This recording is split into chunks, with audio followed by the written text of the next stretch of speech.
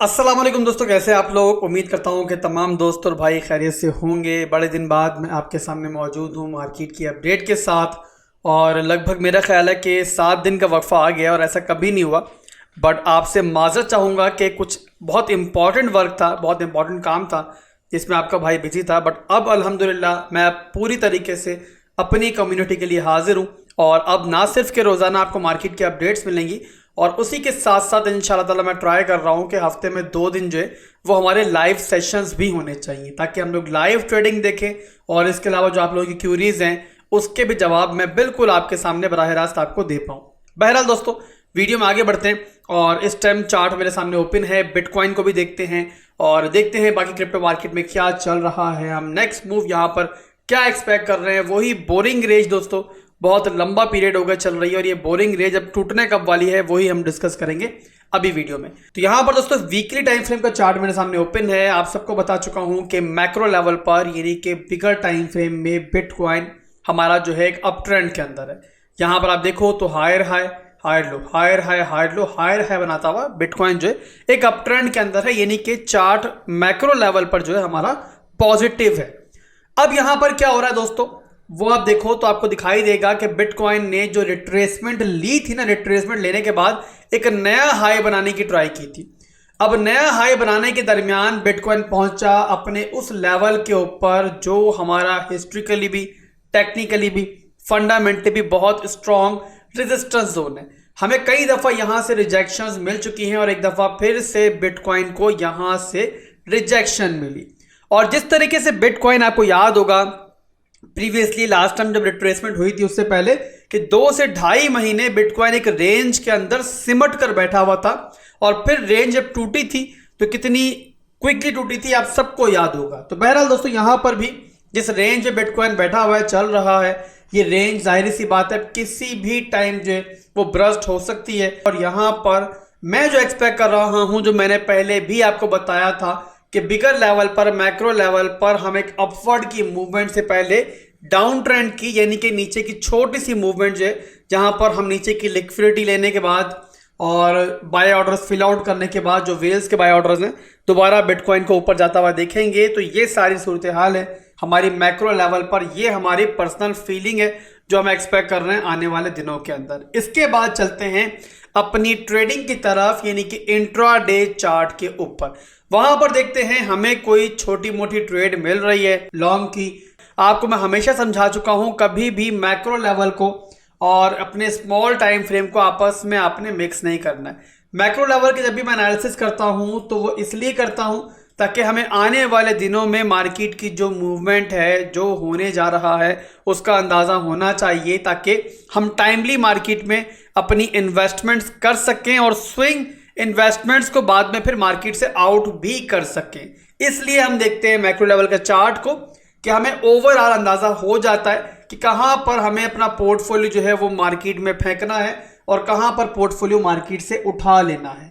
और अल्हम्दुलिल्लाह इसमें बड़ी कामयाबी के साथ हम चल रहे हैं। और जब से आप लोगों को मेरा चैनल बना हुआ दिखाई दिया है, मेरे ख्याल है हमेशा ही मैंने आपको क्रैश आने से पहले बताया और अप ट्रेंड की मूवमेंट से पहले आपको बता दिया है कि मार्केट में अब ये मूवमेंट आने वाली है। बहरहाल हम जाहिर सी बात है जब मैक्रो लेवल को देख रहे हैं तो ट्रेडिंग को भी नहीं छोड़ सकते।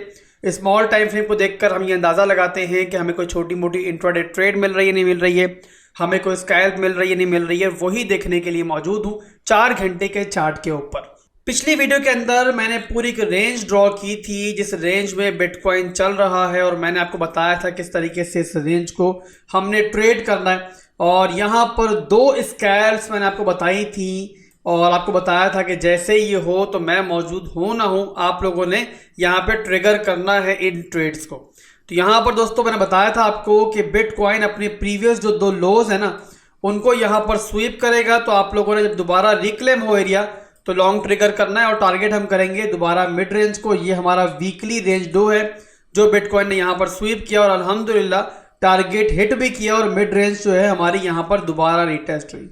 उसके बाद दोस्तों मैंने आपको एक और ट्रेड भी बताई थी कि अगर बिटकॉइन किसी लेवल के ऊपर हमारा मिड रेंज जो है ना वो रिक्लेम करता है इस तरीके से, तब भी हमारी लॉन्ग जो है वो ट्रिगर होगी और तब हम टारगेट करेंगे अपनी वीकली रेंज हाई को।